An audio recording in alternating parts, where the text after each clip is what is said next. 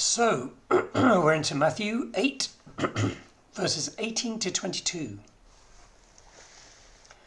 When Jesus saw the crowd around him, he gave orders to cross to the other side of the lake.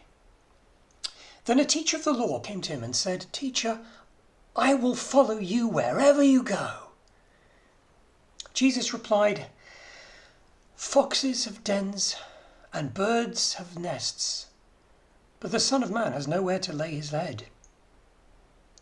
Another disciple said to him, "Lord, first let me go and bury my father."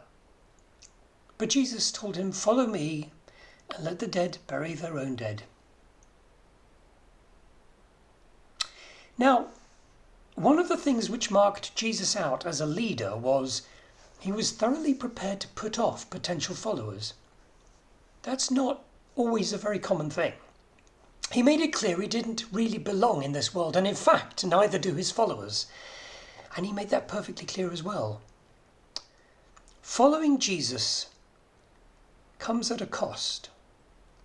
It can alienate you from your family. In some cultures, it can mean your family disown you or cast you out. Your friends may think you're weird, some religious nutcase. The irony is, following Jesus actually means throwing off religion, but people don't tend to understand that. In some places, following Jesus gets you a prison sentence, and in some cases it means a death sentence, whether officially or unofficially. Still, so many follow him because he transforms lives from the inside out, and no one else can do that. And once you have experienced that, it's hard to go back to the way you were before. One note about this particular passage: the expression, "First let me go bury my father," in that context means, first let me go and wait until my father's died. Because it was an expression of saying, when I go and bury my father, I can take over the business, for example. That person's father may not even have been ill, so he was putting off following Jesus.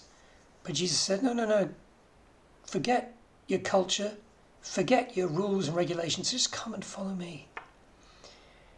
It may have been someone who was already following him. It calls him a disciple of Jesus, whoever it was, so I don't know. But it doesn't say he stopped following Jesus. It just says Jesus told him to let his family go, which was a big deal for someone like that, and is a really big deal for us now.